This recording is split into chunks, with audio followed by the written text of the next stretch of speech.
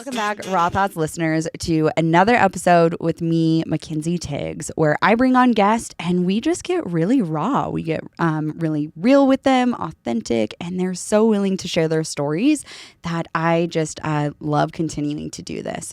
So today I have Kevin Waggaman. He is a videographer, photographer, and really just coming on to have a conversation with us. So his background is military, and he's kind of had this impact within his life, a transitional period, which most of us have.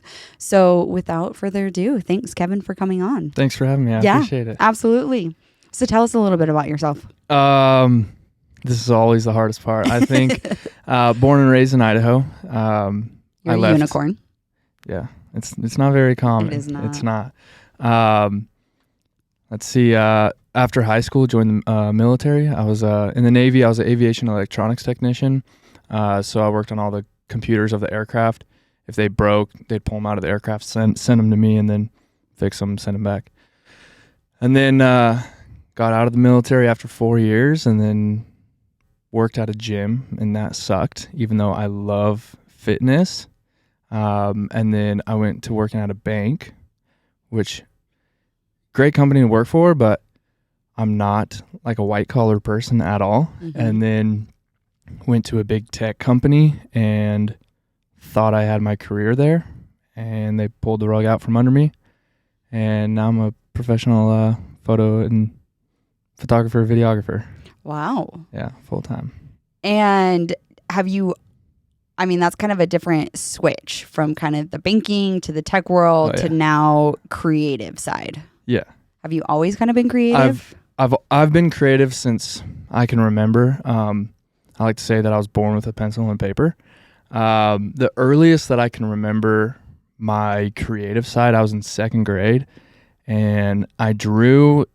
It was like art class, art time, or whatever, and I drew 2 horses behind a white fence, and I turned it in, and I think my teacher thought it was really good, and she sent it to like this advanced art class, and they came in, and I had to go to this other classroom like a couple weeks later and draw something else.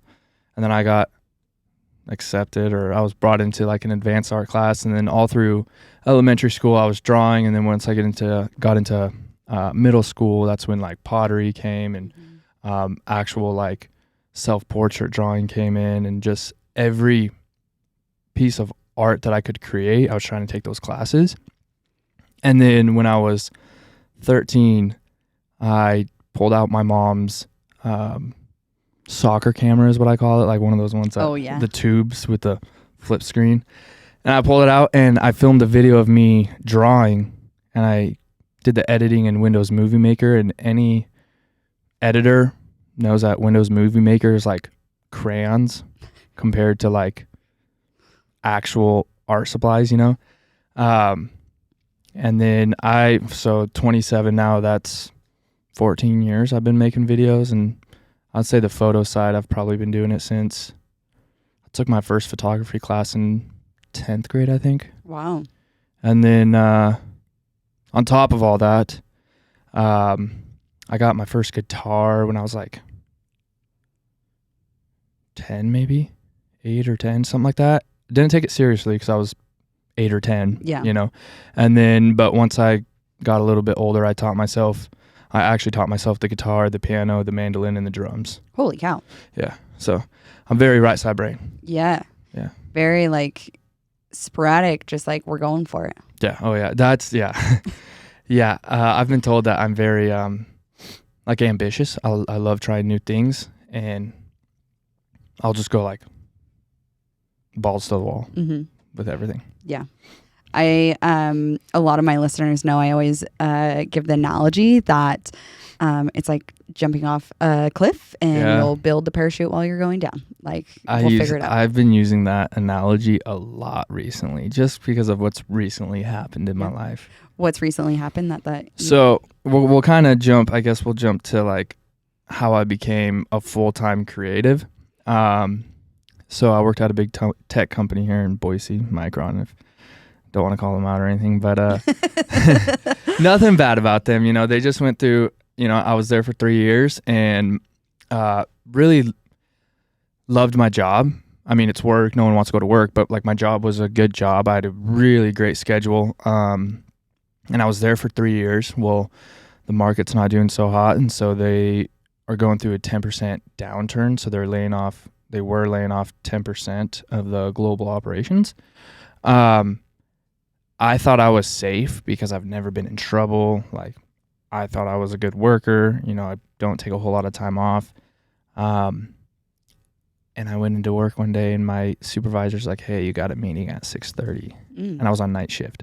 Okay. And I'm like, that's not normal for someone to have a meeting with a higher up at night. Right. And I was like, I'm getting laid off. And I went in there and got laid off, and it sucked. I was really angry about it because I was like, this is my career. Like I had expected to be there for the long term, whether it be 5 to 10 years or 10 to 40 years. Mm-hmm. And that's also your income. Yeah. Like that's where you get paid. That's how you live off of. Yeah.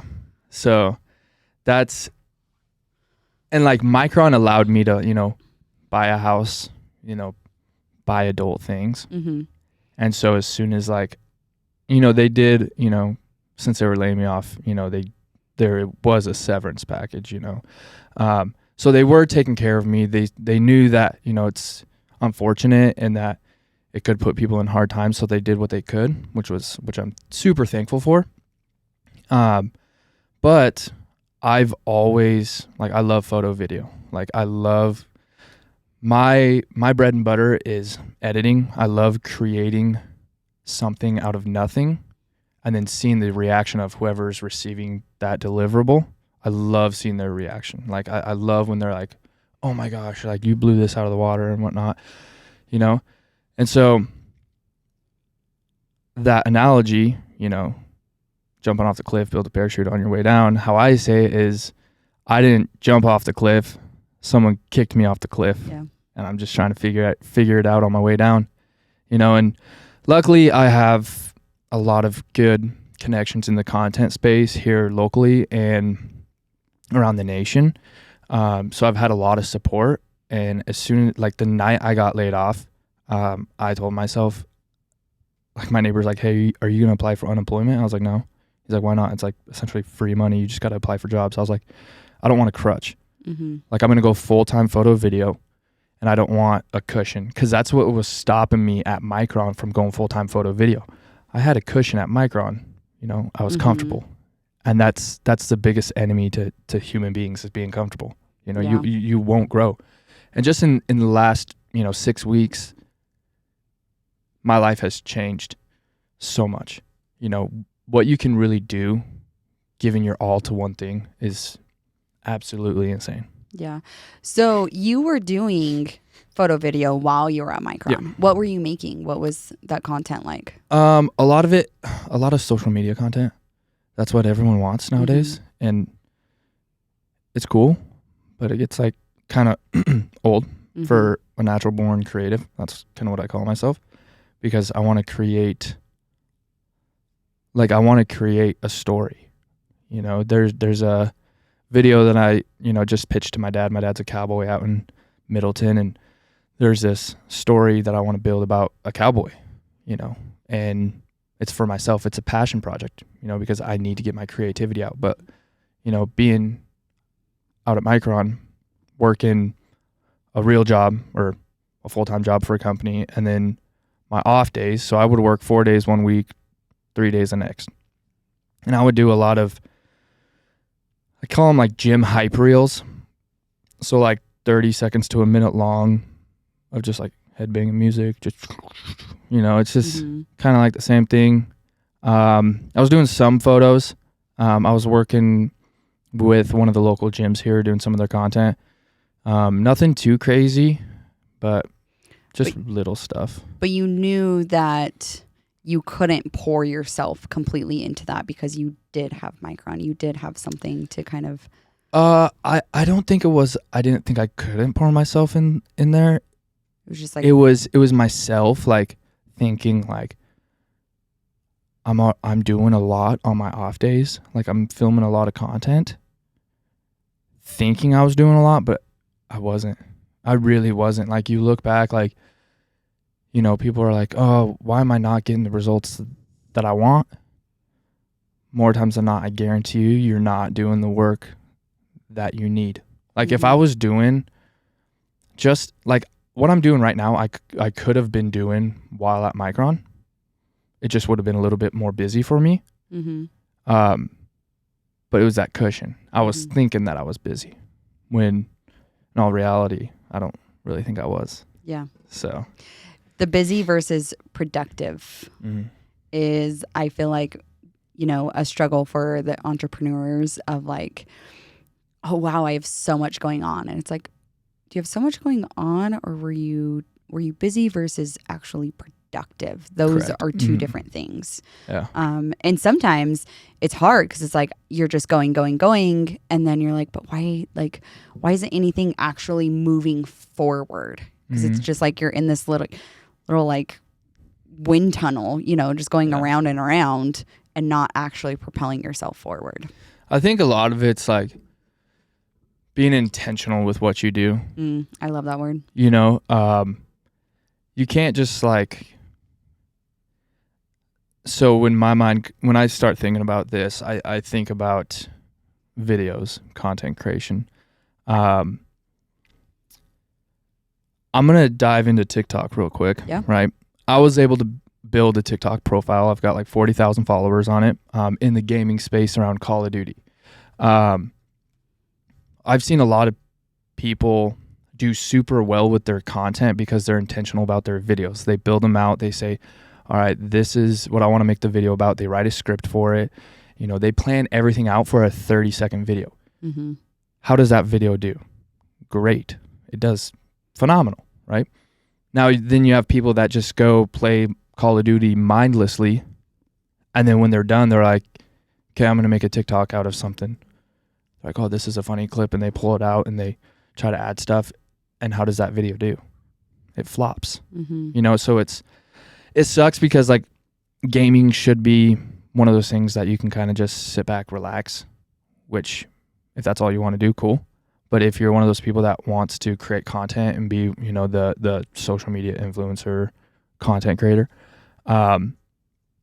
you have to look at like that kind of stuff as a tool and being intentional. So like Call of Duty isn't just a game. It's a tool, just like TikTok and Instagram. So being intentional with what you do, being intentional with your time too. That's a big thing. You know, I feel like people really don't value time. Like people say they do, but like we waste so much of it though. Correct.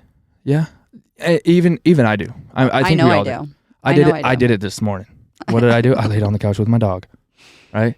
It's the best waste of time in the world, laying on the couch with my dog. That's also rest. Like, and I think that's the hard thing about like, are we wasting time or are we resting? And most of the times we're just wasting time. Like, how many people are scrolling through their phones, through social media, and they're like, holy cow, it's been an hour. And like, what have I actually, one, consumed, two, like, what have I actually done? Like, how often have you, I know I do this, I don't know if anyone else does this, but like, I'll be laying on the couch and I'll be like, okay, I have to go to the gym. And it'll be like 2:23. I'll be like, okay, at 2:30, I'm going to get up and get ready for the gym. 2:30 comes around, you're like, 2:35. 2:35 turns into 3 o'clock. You're like, okay, damn, I need to go to the gym. Yeah. Like just that. I mean, think about how many times you do that a day, but then think about how many times you do that in a week. How much time is that? Yeah. 2 hours, 3 hours, 4 hours. Okay. Say it's 4 hours. What can you get done in 4 hours? Me, I could crank out 2 45-second videos for some clients, you know, so I don't got to do it tomorrow. So then time frees up for me to do whatever else I need to do. Yeah. And it's this kind of, like you get lost in it because it is mindless a lot of times. And it's also, it's hard because then it's also where like, okay, where do you get other ideas? You know, like what are you seeing the trends being and what are you kind of have to keep up on it. But then you also do have to set those limits, because it's like, okay, no, I actually need to be making these videos. Like, instead of looking at these videos, I need to be making these videos, or I need to be doing, X, Y, and Z of all of these things. I know I wasted an hour and a half on it this morning before going to the gym. Yeah. And I'm like, then I had to cut my gym session short because then I had to go to, a coffee meeting and all these different things. And like, I hate, and I know other people feel this, where it's like, you get caught into it. And then when you're like, God, I wasted so much time on that, but yet you do it again. It gives you that dopamine when you do it. Yeah. I was watching something that like, there's you get like a dopamine release when you swipe. That's why like all the apps are swipes. But yeah, it's now there is, with watching TikTok and Instagram and all that, if you're intentional about it, yeah, consuming content is so great. If you're for anything that you do, consuming content, I believe, is one of the best things that you can do. If you want to be a better real estate, what is this real estate agent doing that I'm not doing? Let's watch some of her content. Or if you're a Call of Duty content creator, okay, what's the best person doing? Yeah. Now how can I make that my own? Right? It's consuming content. We were just talking about Peter McKinnon. I've been following the guy for a long time, and I've consumed a lot of his content. And one thing I'm diving into is product photography, and I love how he does his. So I've just been consuming his photos, his videos, like how's he lighting his scene. Like, so there are times when, you should be able to just mindlessly scroll, right? But if it's an excessive amount, moderation is key in everything. Yeah. But also using that, like TikTok and Instagram, as a tool to help you. That's a big thing. Absolutely. And I think it is, just like anything, right? The way we eat, working out, like everything has to be in a moderation. Like, if you go so hard on something, you usually do get burnt out on that. And then you kind of swing back, like the pendulum, or the yo-yo effect.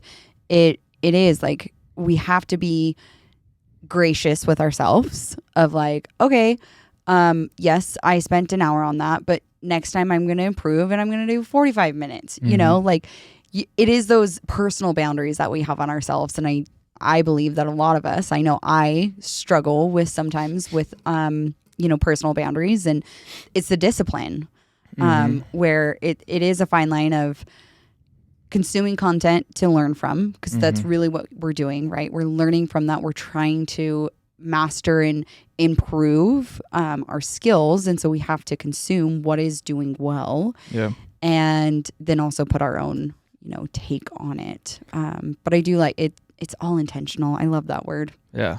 That's and you said, what'd you say? You said, what was the word you said? Gracious. No. Moderation. Oh, I don't know.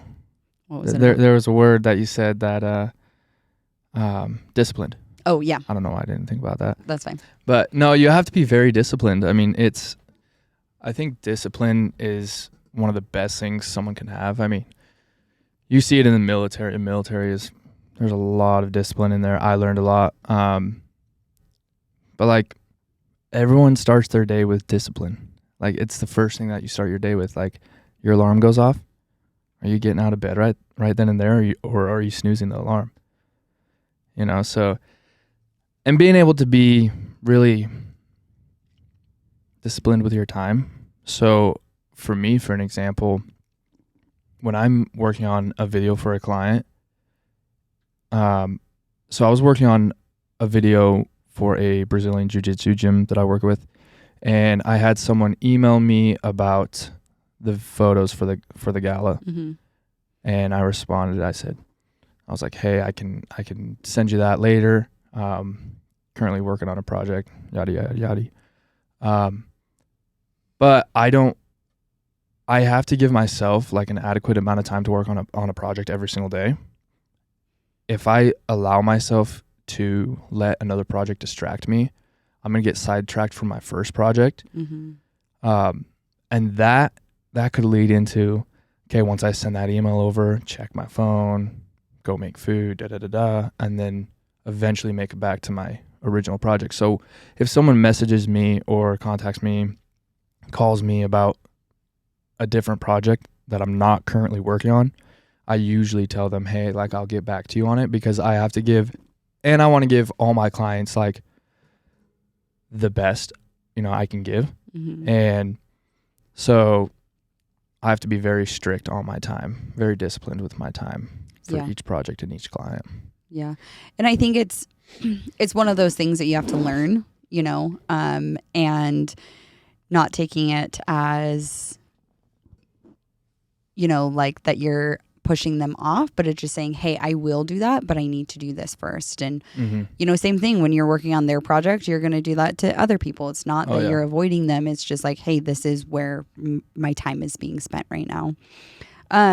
You kind of talked about before we, hopped onto the podcast about kind of a pretty pivotal moment. Is that the moment that you were talking about in Micron? Is there something else that kind of has... No, I talk about it a lot, because it's like, it means the world to me. So in 2017, February 27th, my mom passed away, and I was 21. Worst time of my life, worst 2.5 months of my life. And that point was so, like, because like I've had friends pass away prior to my mom, but when it's someone like, so like, I'm a mama's boy, but when it's someone so close to you like that, it impacts you like entirely different than a friend or a friend's parent or any other person, especially a parent, but that was like the moment.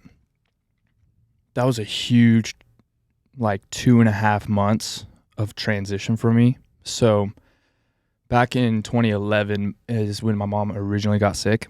She was diagnosed eventually in 2016 with MSA, multiple system atrophy or something like that. Okay. Super rare. 5 in 100,000 people are affected by it. It's a form of MS. So there's no cure, no treatment. Like, there's no studies on it because it's just so rare. And so in 2011 was her first symptom, and she went, 6 years with it. Wow. And it just progressively got worse. I joined the military in 2014. And so right as it kind of started picking up, she was going down to Utah, to the University of Utah, I think, and they were doing tests on her. She even went to a doctor here, I think, and the doctor she said, you have the worst form of Parkinson's I've ever seen. My mom was 49 when she passed away. Wow. And the doctor didn't, like, she had just walked in the room and looked at my mom and was like, wow, you have the worst form of Parkinson's. And so my mom got prescribed like Parkinson's medication, and most people that have MSA get diagnosed with Parkinson's beforehand. Now, the only way that you catch it is when you do a CAT scan, I believe. I want to say it's called the cerebellum or cerebrum that connects to the spine, starts dying, it starts turning black. And that's okay. Towards the end of your life, right? So that happened. It was so crazy because I was stationed in Jacksonville at the time, Florida. And I had walked in and told my boss, I said, hey, I've got this like weird feeling that something might happen to my mom. So I just want to let you know, like, what's going on with her. She's not doing super hot. She's got, this or that. The beginning week of December of 2016, she was diagnosed. It was either the end of November or beginning of December. She was diagnosed with MSA. And then 2 weeks later, she was living with my grandparents. They found her unconscious. And so she couldn't, since her body kind of like atrophied, she couldn't really take care of herself. But they found her unconscious, and they had to rush her to the hospital, and she died on the way to the hospital. But then they revived her at the hospital. And so then there was a Red Cross message, and I was home the next morning by like 11 a.m. And, or it wasn't the next morning, so that happened one night. I found out the next day, and it was the following day. Okay. So 2 days after. And I got home, and I was home for 12 days. And I spent every single day in the hospital with my mom. I spent Christmas, all day Christmas with my mom. And yeah, it was crazy time. And then the doctor had said that she was getting better. And I asked him, I was like, is it okay if I like go back to Florida? You know, because I can't be here forever. And he was like, yeah, like I think you're good. So I went back to Florida. And then a month later, I got a call from the doctor, and he said, hey, your mom has 24 to 48 hours to live. Wow. And being in Florida, that's like across the country, like, and to get a ticket and what goes through your mind is like, am I going to be home? Am I going to be able to say bye to my mom? And so luckily I was home the next day, but it was like 11:20. It was super fast. I got on the plane at like 5:45 a.m. I was able to make it home, and I will tell you, going back to when she was originally in the hospital the first time, walking in and seeing her in ICU is like the hardest thing. So when she was in the hospital that time, she had a breathing tube in, and they eventually said like, hey, she can't really breathe without this. And so we ended up telling the doctors to put a trach in. So they put the breathing tube right here, which, you know, because she was heavily sedated the whole time, which I'm very thankful that we did that. But from that point forward, like my mom couldn't speak anymore, you know? So then moving forward, so I fly home in February, and I get home, and my mom was in a hospice at my grandparents' house, and I was the only one I have 4 siblings. I was the only one that like did not want to accept the fact that my mom was going to be on hospice because I knew what that meant. So I get home, and the doctor said, you know, she's got 24 to 48 hours to live. She was on a breathing machine in my grandparents' house, and it was like 2 days later, me and my siblings, we had to make the decision to pull my mom off life support, which, being 21 years old, making that decision is the most god-awful decision ever. We took her off life support because my mom wouldn't want to, you know, live by a machine. I mean, realistically, who would? Right. And so the reason we decided to pull her off is because at night she would stop breathing, and then the machine would essentially inflate her lungs, and she would stop breathing for like a minute and a half, you know, so the machine would be there working for her. So we pulled her off, and she ended up breathing on her own perfectly for 9 days. Wow. Yeah. And it was on February 27th. This is where the story gets bumpy for me. This is when it like the adversity really gets hard for me. So February 27th, 2017, my mom, she looked amazing. She was laying in her bed, looked amazing. Like she had like relaxed, and like her hands opened up and her legs stretched out. She looked great. Well, the next day, February 28th, I was supposed to be flying back to Florida, right? And so I was arguing with my chain of command over in Florida, and the reserve command here in Idaho was like, hey, write him temporary orders for the reserve command. Like, we'll take him. He can check in with us. Like, it's not going to cost the Navy anything. He has plane tickets. And they're like, no, he needs to come back tomorrow. Oh my gosh. Yeah. And I was an E4 at the time, which is like, you just became an NCO, which means like you're still kind of new. And so I was calling my master chief, my senior officers, like everyone, and just chewing them out. Like, probably not the smartest decision, but I don't really care. But you have your mom dying there. Yeah. And it's like, and they said, yeah, you're denying that, like, you know, that is hard. Yeah. So, because while I was there, I was using all my leave. Right. Right. And people often do temporary duty orders, but my command didn't want to do it. And so I spent all day fighting with them, on the phone with them, you know, and I get to my grandparents' house I probably stopped calling my command around 5:36 p.m. because it was about 8 p.m. there, and hung out with my mom, right?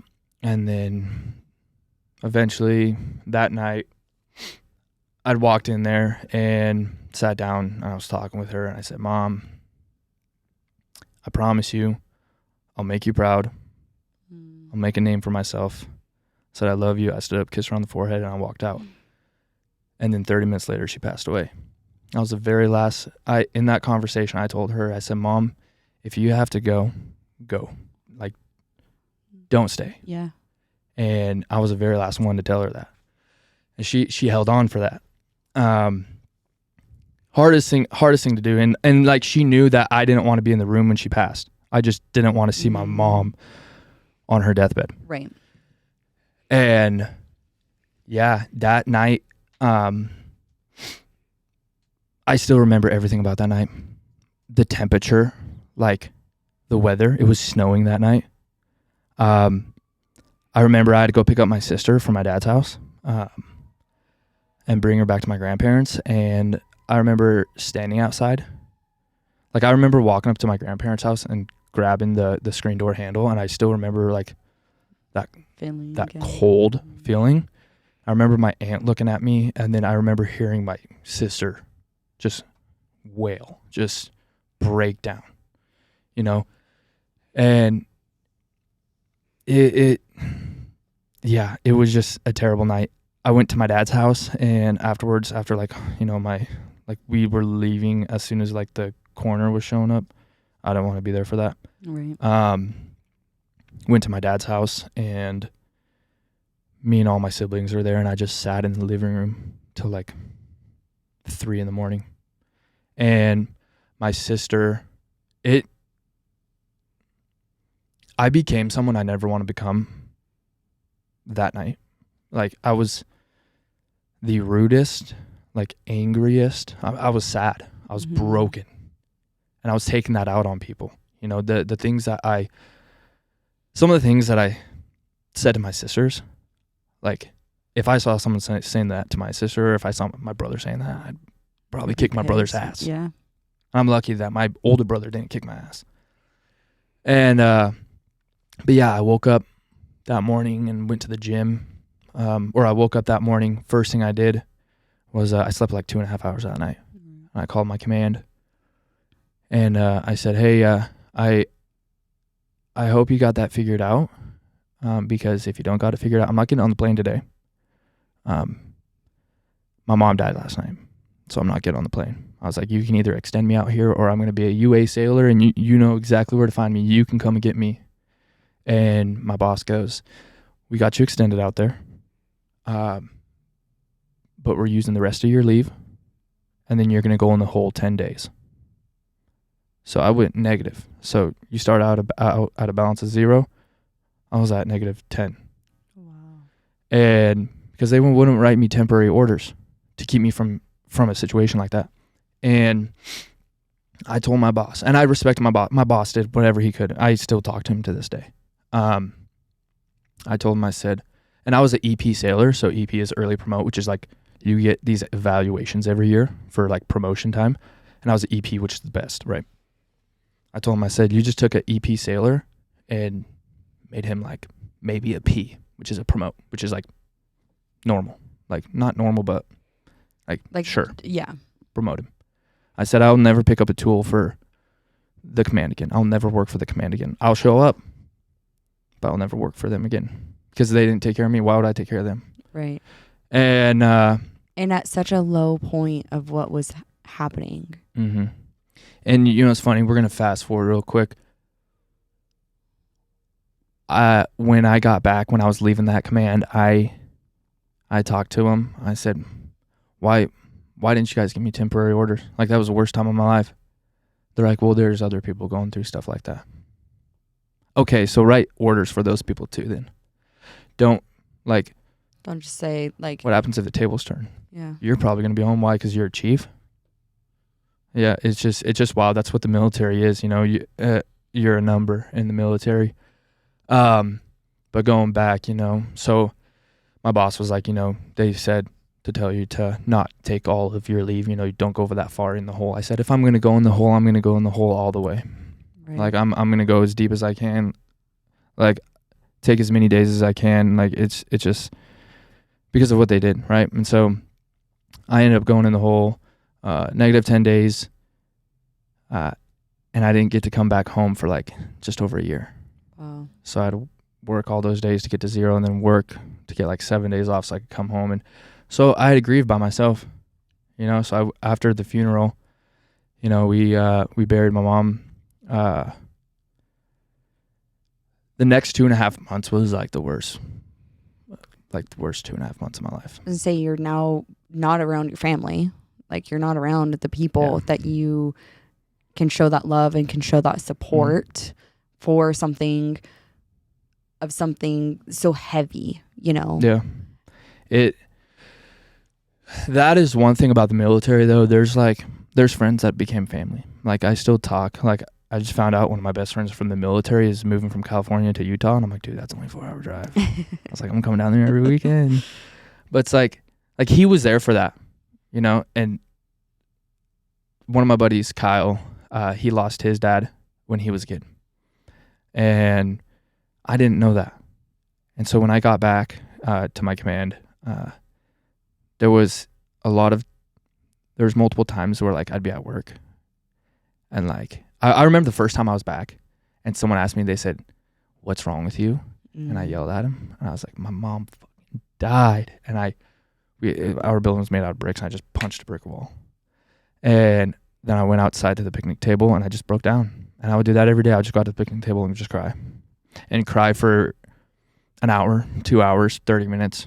I would just sit out there, and at night I'd cry in my room, you know. And then my buddy Kyle, he would just like come out to the picnic table and just sit there with his hands crossed, not even looking at his phone, just look around and sit there the entire time that I was crying and wouldn't say a word to me.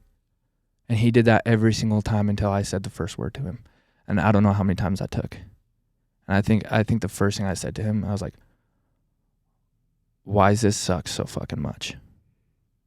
And then that's when he like stepped in and started helping me. You know, he's the only one that tried to help me. He asked me, he's like, "Hey, do you want to go see it? Like, go talk to like a pastor?" I was like, "Not really, but I will." You know, because it was getting dark for me. Yeah. And I'm not much of a religious person. I was raised Mormon, and I just fell away and never been a religious person since I was in like 7th grade, whatever. But yeah, it was May, so February, March, April, May. In May of 2017, I was done. Like I got to the end of my road, and I was like, I don't want to feel like this anymore. Like it hurts. Like there's a pain when losing someone, but then there's a different kind of pain when you're done. You don't want to do life anymore, you know. And I snuck a gun on base, and I was in my room, and I still remember looking at the gun. That gun is actually my everyday carry, as a symbol of strength. I was going to take my life that night, and something stopped me, and whatever it was, I'm thankful for. Because where I am now, I'm night and day difference. But then the next morning, I was leaving the gym, driving back to base, and I was listening to radio, and I never listened to radio. Who likes listening to radio? And there was an ad that said, most people go 10 years with depression before asking for help. I was like, I don't want to be that statistic. And so I went into work early, and I was on a night shift to go ask for help. And I went in there, and I told my chiefs, I said, "Hey, this is what happened last night. Like, I need help. I need someone to help me figure out what's going on in my head. Someone to help me figure out like how to process my mom dying, you know." And they're like, yeah, we got you. And I broke down when I was telling them that. I still remember that conversation so vividly. Like, yeah, we got you. We'll get someone to talk to you. Is what it was. As soon as I walked out, they swept it all under the rug, and they left me. They forgot about me. They didn't help me. The only person that helped me was my buddy Kyle. And when I realized that the military, that my happiness, and this is a huge staple of my life, my happiness is up to me. Mm-hmm. If I want to be happy, I have to choose to be happy, you know? And I knew that I was hurt. And so the steps that I took, I was very disciplined in what I consumed. And what I mean by consuming, I mean what I ate, what I drank, and when I drank. You know, so like drinking, obviously I wasn't drinking alcohol, you know, and then if I was drinking alcohol and I wasn't feeling like, if my mind wasn't there, I'd stop. Or like if my mind was there, I wouldn't drink alcohol. The music I was listening to, you know, if you listen to a sad song, you're probably gonna feel some type of way, right? Yeah. If you listen to a song about, you know, partying in summertime, you're probably gonna have a good time, right? And then like the books I read, all that, everything I consumed, you know, everything. I was so strict on myself, and for a year straight, I just worked on myself, and I was transferred to the USS George H.W. Bush up in Virginia. And a boat command sucks. Like being stationed on an aircraft carrier kind of sucks, but it was night and day difference from Florida because the command cared about me. And in February of 2018, it was like almost a year after my mom passed. Or it was February 1st of 2018. I was in the gym and I was doing shoulders. I was on this machine, and all of a sudden this huge wave of emotion just came over me, and I was like, I'm about to break down. I'm about to cry. And so I just grabbed my bag and I ran out of the gym. Didn't even unrack my weights. I just grabbed my bag, ran out to my truck, and as soon as I opened my truck door, I just started crying. I jumped up in my truck, closed the door. I'm crying in my hands and whatnot, and then I lean back, and then I yell, excuse my language, You're good. Fuck off, fuck off, fuck off. And I punch my steering wheel 3 times right on not the obviously horn, but the sides. The sides. And I sat back, and I felt so calm after that. I was telling, like, I believe there's 2 parts of our mind, right? Like the comfortable one and the one that's gonna be like, no, like, let's get this shit done, right? I was telling that like weaker side of me, like, fuck off, like I'm done with this. And I sat back, and like I don't want to say like I was better, but I don't think you can get rid of depression, right? I think it's a chemical, you know, in your head. And it's how you deal with it. And yeah, that night I like took control of my depression. I took control of myself. Like I am so like, I'm in control of myself. And that's such a hard thing, I believe, to accomplish. You know, like I still get waves of like, I don't want to say depression, but like I get episodes, right? Yeah. Where I'm just like, fuck, damn, today sucks. Right. You know, and it happens for 3 days. But like knowing those I hate the word trigger. I don't like that word. But knowing those things that kind of like set those episodes off, and knowing what to do to not set those episodes off. We're going to call them variables. Variables?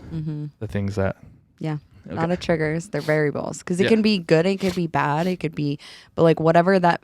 And it could be so different, right? It could be X. Whatever that X thing is. Yeah. That is kind of the catalyst to starting everything.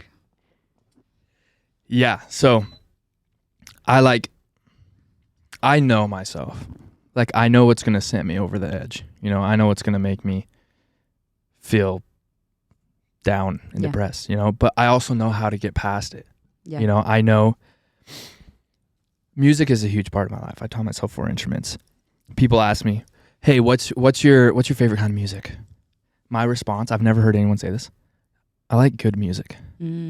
I'll admit it.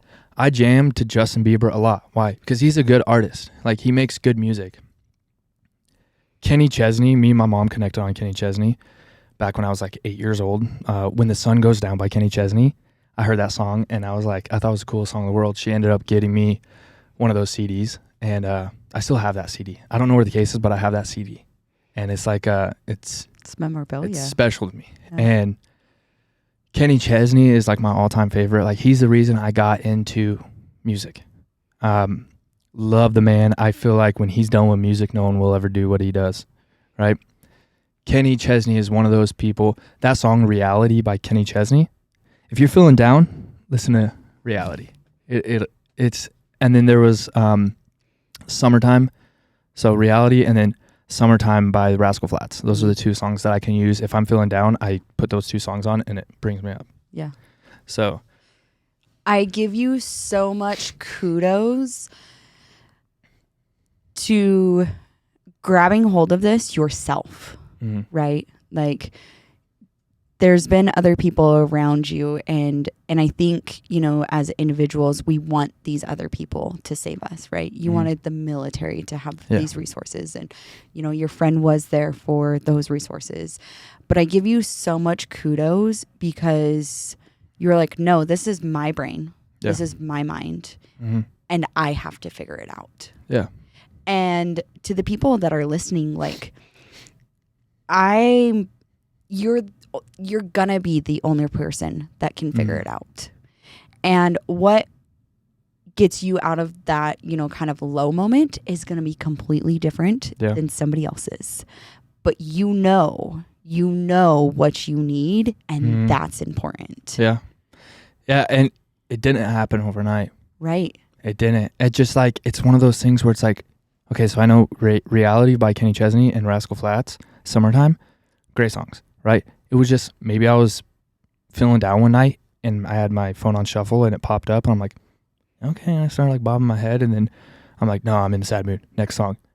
But then, like, I remember that. So then, like, you know, it could have happened like that. I don't know how it happened, but, like, those two songs are, like, my saving grace. Yeah. You know, like, if I'm feeling, because I listen to music, like, pretty much 99% of my day. But yeah, it doesn't happen overnight, and discipline. It goes back to discipline, you know. Not what's the word I'm looking for? Not surrendering to your weaker self. You know? And also telling your weaker self, like, to go fuck off. Yeah, fuck off 3 times and punch your steering wheel 3 times. Yeah. It works. And sometimes that is, you know, we do have all of this just jumble in our own minds. Yeah. And sometimes we do have to say, like, no, I'm not doing that. Like, go fuck off. Like, that thought, like, wherever that thought came from, like, no, I'm actually not going to do this. And then, like you said, consuming that positiveness. Yeah. And it is, I mean, when you are in those like, one, thank you for being vulnerable and raw in sharing this, because it is helping people realize, like, you have to grab these reins of your life, your fucking self. Yeah. Nobody else is going to do it. Yeah. Everyone's on their own horse, and, like, no one's going to, like, control your horse while they're riding theirs. Like, it's yours. It is yours, and, like, people are around you to support you, like your friend was, and there's resources and there's all of these things. But until somebody can say to themselves, like, this is my battle. Yeah. And I've got to figure it out. Yeah. It's like, it's one of those things where it's like, taking accountability for your life. I'm very big on accountability as well. If I mess up, I try. I remember when I first started working at the bank, I left my till inside the drawer and went home. Oh no. You're supposed to put it in the safe. And I got a message about it from my boss. She texted me. She's like, "Hey, you left your drawer," or someone messaged me. And so, like, that next morning, I went in and I went straight to my boss. I'm like, "Hey, I'm so sorry. If you need to write me up. Like, it won't ever happen again, but you can write me up and I'll sign it and whatever. Like, I know I messed up." You know? Yeah. I'm very big on that. So, like, taking accountability, like, a lot of people want to take accountability for their successes. Like, yeah, I did this. But then, like, if you're in, like me, if I'm going to take accountability for my successes, like, I need to take accountability, like, for myself when I'm down. You know, if I'm the one that's making the decisions, you know, and winning, you know, then I need to make the decisions when I'm down. Absolutely. You know, like, I could have easily, like when I just lost my job, I could have faulted to another job, you know, but I was like, no, like You're making a name for yourself. Yeah. Like, hopefully. You are. So, and then also one thing about, you know, being vulnerable and whatnot, and open, I believe that, because I know other people go through very similar things. And I will never compare my life to anyone else's life. I don't think anyone else has had a harder or easier life than me, because we're all different people. We experience different things. But even if we did experience the same exact thing, how we are wired inside, we're going to react differently. So there's no way to compare lives, in my opinion. Absolutely. But I also believe that being open and sharing my story and what I've been through, you know, with my mom passing, me almost taking my life, you know, I hope down the line someone hears it and hears something and says, I'm going to try that. Or because he said that, like, I hope it helps someone. Yeah. I really do.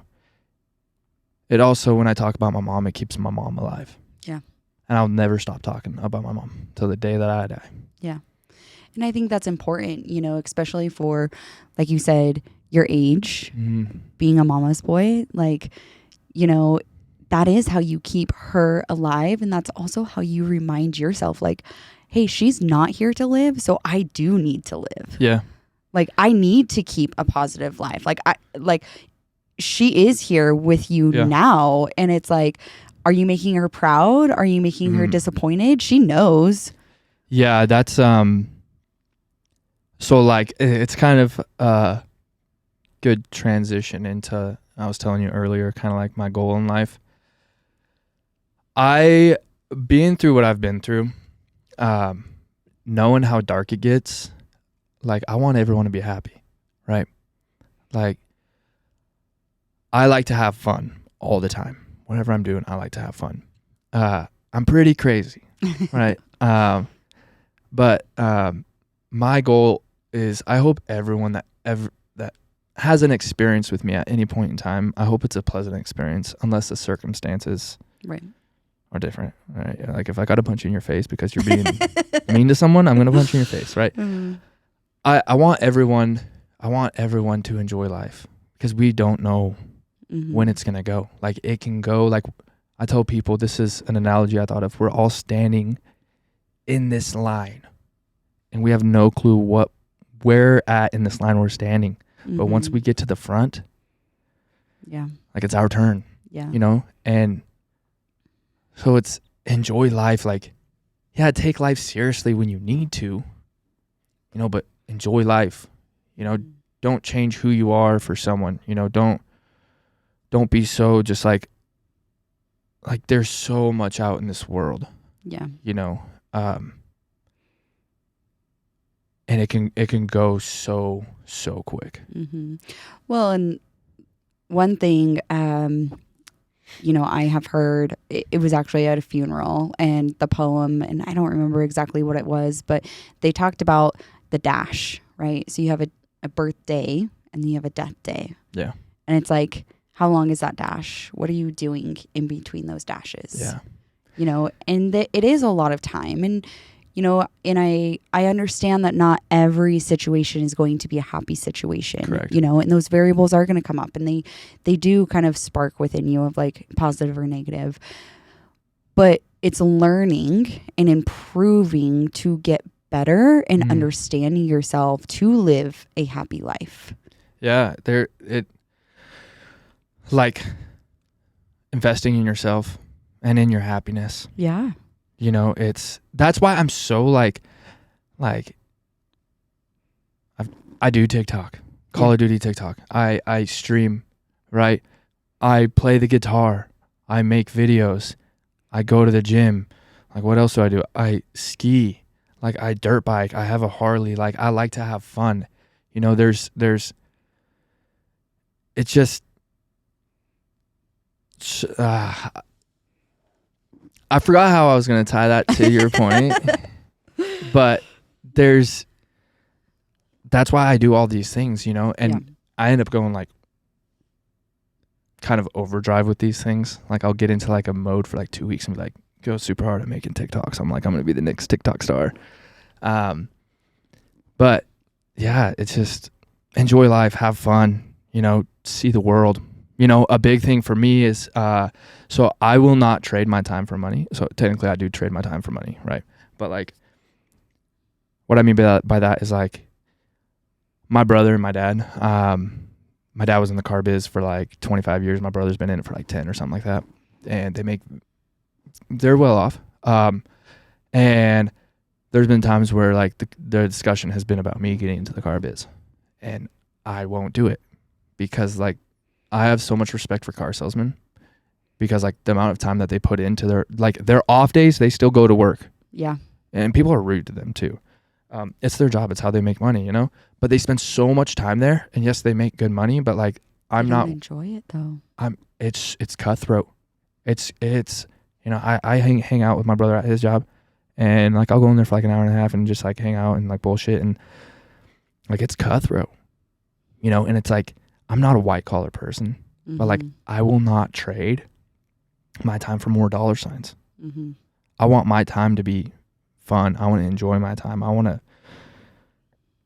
like, I was pretty heavy into bodybuilding, and like I used to be like 40 pounds heavier than I am now, and I'm one of those people that's like, if I'm going to do something, I'm going to be the best at it. I'm like, that's what I tell people. I just told someone I'm a 2 feet in or 2 feet out person. I'm not half in, half out. That's why I went active duty military. My buddy was like, hey, let's do reserves. I'm like, no, I'm going 2 feet in. Yeah.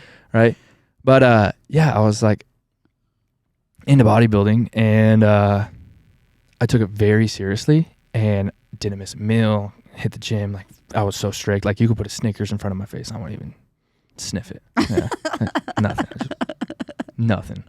And COVID hit, and so like gym started closing. It was hard to like work out, and so like we started doing stuff outside, and like I started picking up my camera more often, and I started streaming and creating more content, and started doing a lot more stuff, and I started enjoying my life a lot more. Right.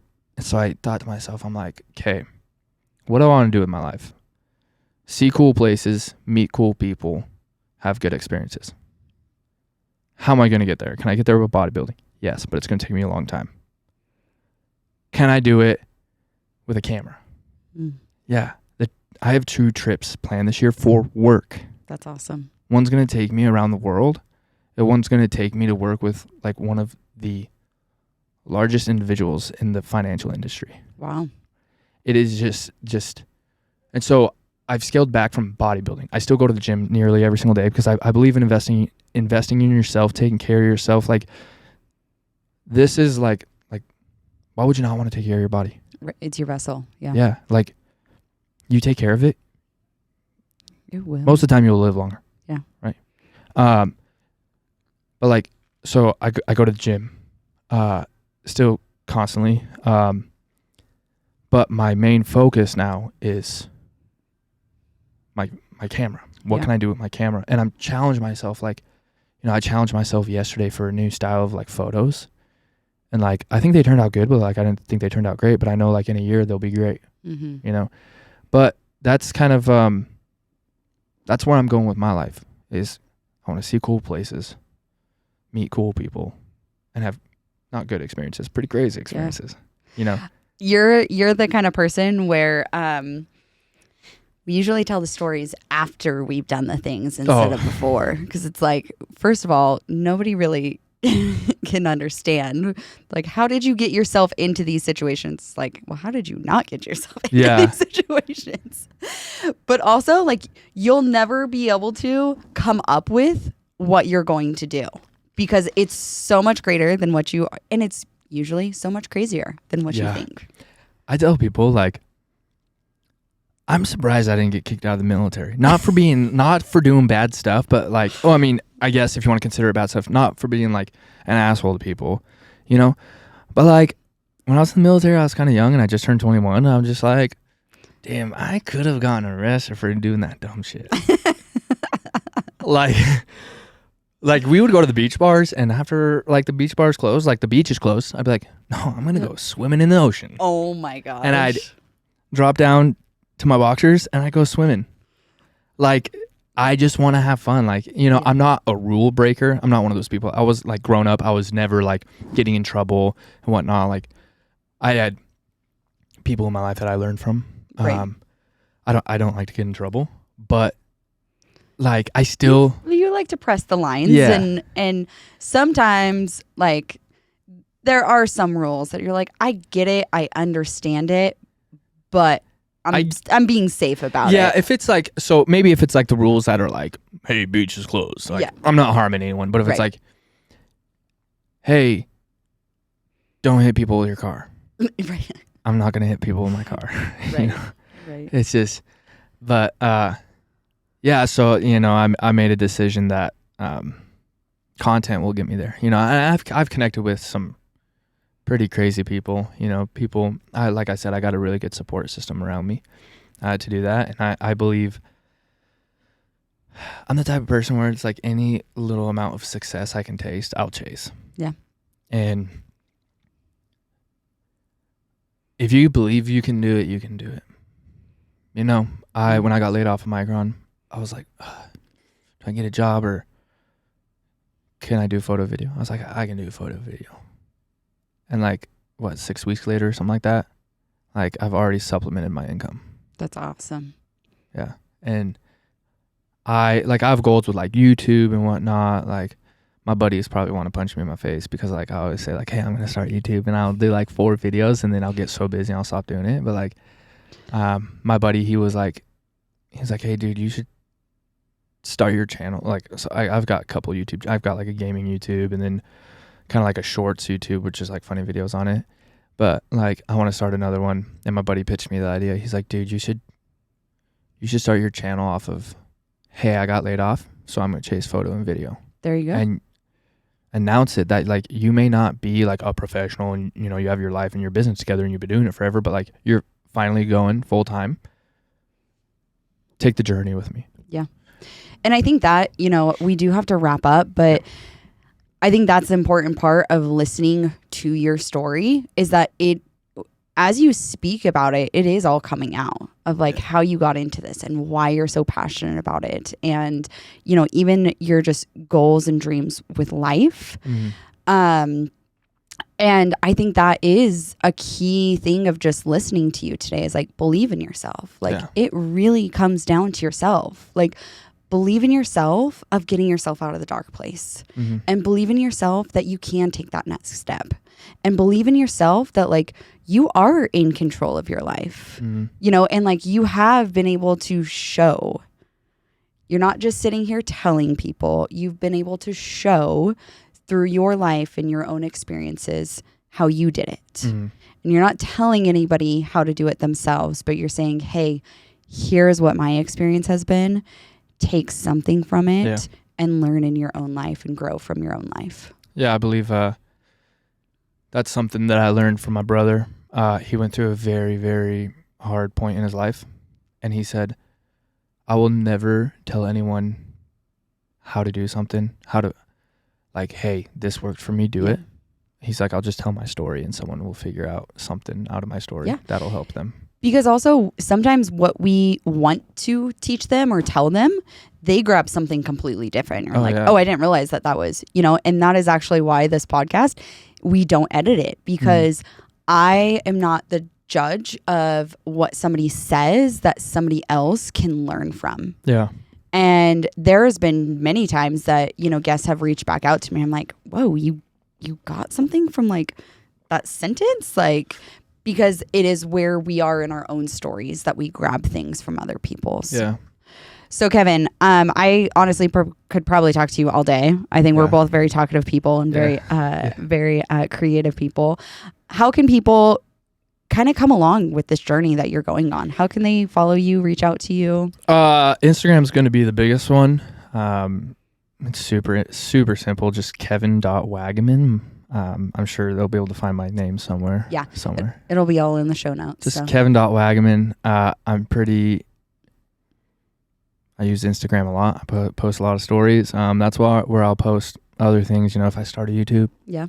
You know, my work, you know, if anyone wants to get in contact with me, Instagram is going to be the best thing. Cool. Yeah. Well, I appreciate your time so much thank you. coming in. I also just appreciate you being so raw with us. Like you are the, it's just staple of being real and authentic and willing to share your story. And you've given us so many different, examples. So listeners, I hope you have gathered something from today's episode, and always feel like you can connect with our guest. If you would like to connect with me, you're more than welcome to go onto the website. You've got all of my information on there. Other than that, I hope you are having a wonderful day. And, like you say, like, have a happy life. So bye, guys. Thank you again for listening to another episode of Raw Thoughts Podcast. I'd appreciate it if you could follow, like, subscribe, and share with anybody that you think would be interested in this. You can also head over to my website at rawthoughtspodcast.com and see any other guests that have been on the episodes. You could also go over to Instagram and follow at rawthoughts.podcast. I would really appreciate it, and always send me a message if you're interested in being a guest or any feedback.